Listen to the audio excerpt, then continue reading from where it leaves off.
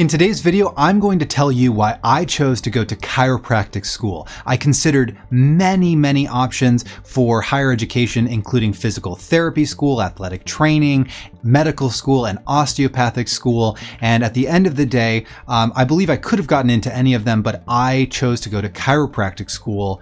Why did I do that? Let's find out.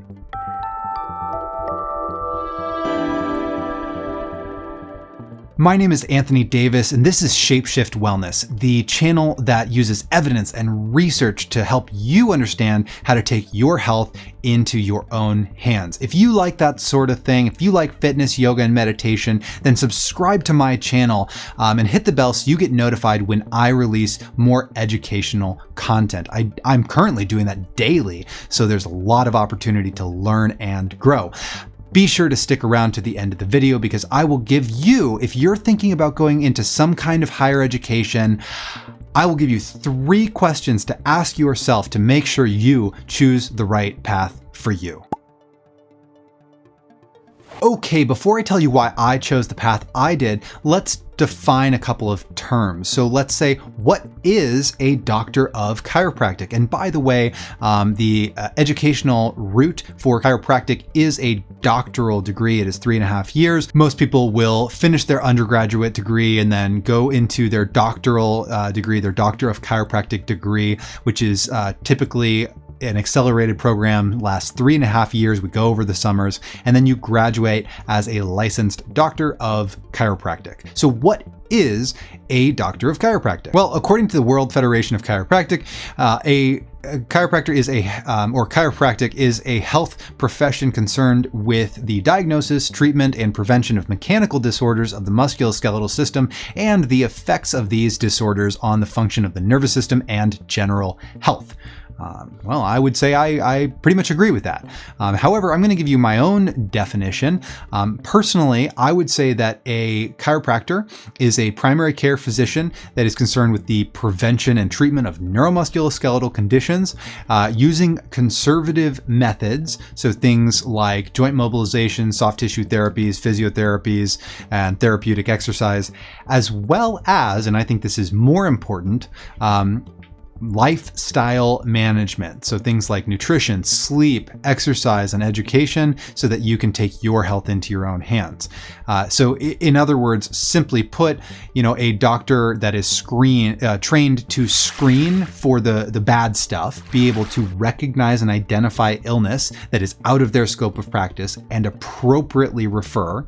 But if it's something that you can handle on your own with maybe a little bit of manual therapy, but mostly with exercise, nutrition, sleep, and stuff you can do on your own, then that's what a chiropractor does. We help, or I will, as a future doctor of chiropractic, help you to take your health into your own hands without the need for drugs or surgery. So why did I go to chiropractic school? Well, my personal story, as many of you might already know, is that I struggled with drug and alcohol addiction for a long time, and that in my recovery and in my growth and return to health, I found that, here I was using drugs to, cope in a lot of really unhealthy ways.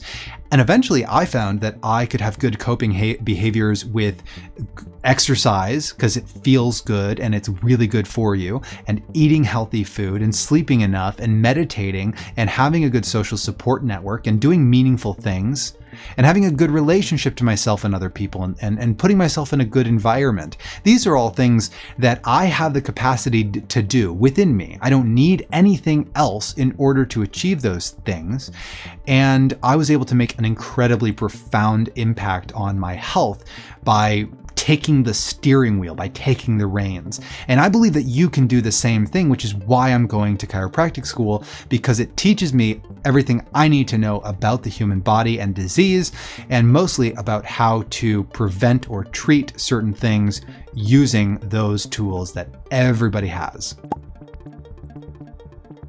But which path should I choose, right? So there's a lot of different educational paths out there that can allow you to do these types of things. I could have gone and got my master's in athletic training. I could have gone to Doctor of Physical Therapy school. So I could have gone to the doctoral program to become a physical therapist. I could have gone to medical school. I could have gone to osteopathic school, which in the United States, osteopathy and medical degrees, they actually end up with the same license. They do the same residencies. And in the United States, at least, they are essentially the same profession with little minor differences. I did tons of research on all of these professions before choosing school. Not everybody does this, I realized once I got into school. Some people just kind of casually waltz into chiropractic school.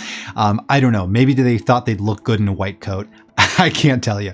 But personally, I did tons of research on all of these professions. And here's what I found for me in my perspective. When I looked at the curriculum for physical therapy, I was going to specialize therefore in musculoskeletal health. I would have known tons about exercise and biomechanics and how to use movement to get people better. That really excites me. I'm really into anatomy and biomechanics. You know, I love studying anatomy. I taught anatomy and I do still teach anatomy in several yoga teacher trainings. These are things that I'm passionate about, and I wanted to be able, you know, when somebody came to me and said, "Hey, I've got a thing with my shoulder. Can you help me?" Yes, that's what I wanted to be able to do. So that would have been perfect for me. However, there were a couple of concerns. One, in some states, physical therapists cannot practice autonomously. They are not a portal of entry provider. You have to get a referral to go to a physical therapist. I think they're trying to change that, but in Colorado, it's fine, but in some states, it's not the case. Secondly, physical therapy sort of has a educational cap on where you expand in terms of your clinical understanding of broader health pictures and broader types of disease, visceral diseases, etc., systemic diseases, and that type of thing. Not that a chiropractor treats those kinds of things, but I wanted to understand it. I wanted to learn about it. And so that got me thinking, oh, I should go to medical school or osteopathic school.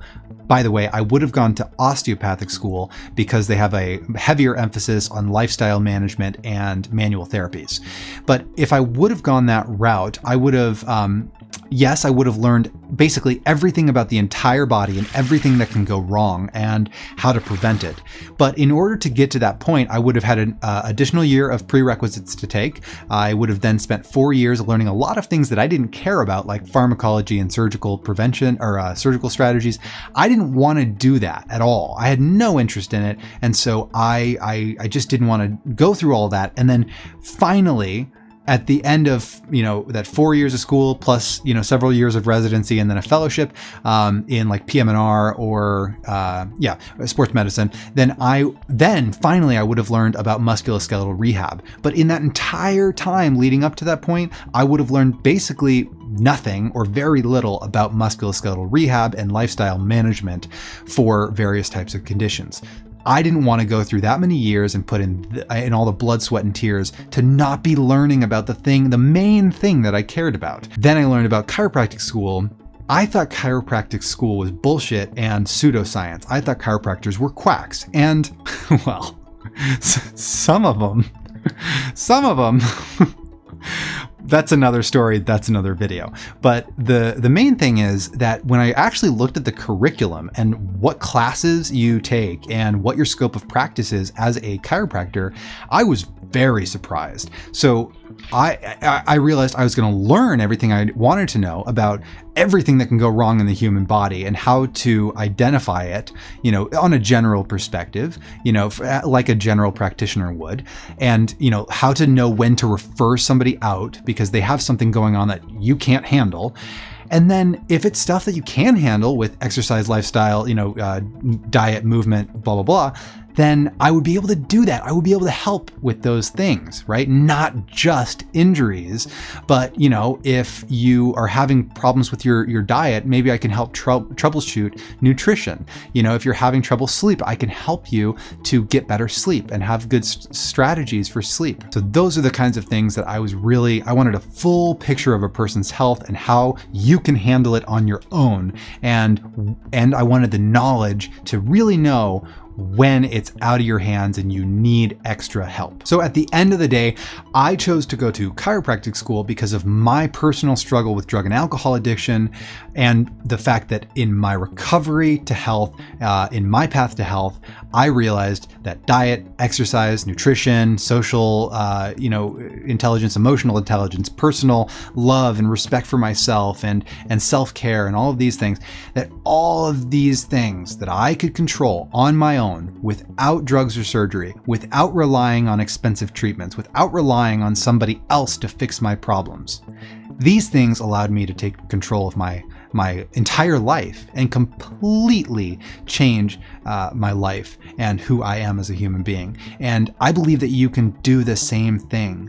I just think that I don't know what it is. If people don't really understand and believe in themselves enough, they don't maybe really understand the power that they have to take the reins and make changes in their life. And it's hard and it sucks, and you really, frankly, need a cheerleader. And so I'm going to be able to call myself a doctor, but I'm going to be your cheerleader, really. I'm going to just be there to help you and cheer you on and motivate you so that you can really do things on your own. That's where the power is. And that's why I want to be a chiropractor. So if you are considering some type of higher education and you don't know where to start or which profession is best or how to compare any of these various professions, here are 3 questions that you can ask yourself to know if you are on the right path. Number 1, start with why. And read the book by Simon Sinek, Start With Why. If you understand your core beliefs, your core motivation, what gets you up in the morning, what do you really care about, then you'll understand which career paths will be appropriate for you and which ones will not. You immediately set a filter on things that you are unwilling to do with your life and things that will allow you to flourish. So start with why, know your why, and let that guide you. Number 2, once you know your why, do you need a license to do what you want to do? I wanted to be able to diagnose and treat. I wanted the ability that when somebody came to me and said, hey, this is going on with my shoulder, or this is going on with whatever part of, my health. Can you help me? I wanted to be able to identify what was causing that problem, if that's possible, and help them fix that problem. I wouldn't have been able to accomplish that. I would not be allowed to do that if I did not have a license. So that's why I'm pursuing a license. That's why I'm in my final year of chiropractic school. I'm in my 7th out of 10 trimesters in chiropractic school, putting in the blood, sweat, and tears, because I need that license in order to do what I want to do. And then follow up with that is, if you do need a license, how much scope of practice do you need? As a physical therapist, if I had gone that route, I would have had less scope of practice. I would have been able to do less things and treat less conditions as a physical therapist than I can as a chiropractor in most states, not all states. And as a medical doctor, I would have been able to treat and anything at all, but I don't need that. I don't want to perform surgery. I don't want to prescribe drugs, and I don't want to treat every type of illness on the planet. I don't want to treat infectious diseases. I don't want to treat, many things, frankly. I want to treat the things that you can treat on your own. So I didn't need that much scope of practice. And then number 3, if you have decided on, you think you know which profession you want to do and you're pretty sure about it, or maybe you're tossing, between 1 and 2 different professions and you don't know which is the right one for you, go shadow the people that are in those shoes. Go, if it's a field that ends in a doctoral degree, go shadow doctors, many of them, for many hours, and get a taste of how various people practice. Go to very different styles. So if I'm a chiropractor, I might want to go shadow people who own their own clinic, people who work in a large clinic or a small clinic, people who work in hospitals. It's not common, but some chiropractors do work in hospitals, particularly in the VA system. Now, if I shadow lots of them, and then afterwards, if you do this and you feel like, wow, I could see myself in those shoes, I would be excited to get up in the morning if I was in that person's shoes. If that excites you, if that gets you motivated, you are probably on to something good and you are in the right place. If not, go explore something else. That's it. Thank you for watching. If you are thinking about higher education, let me know in the comments what kind of programs you're looking at and what questions you might have. If they're questions I can answer, then leave them in the comments and maybe I can make a video on it. Again, like this video, subscribe to my channel. Thank you for watching. I'll see you next time.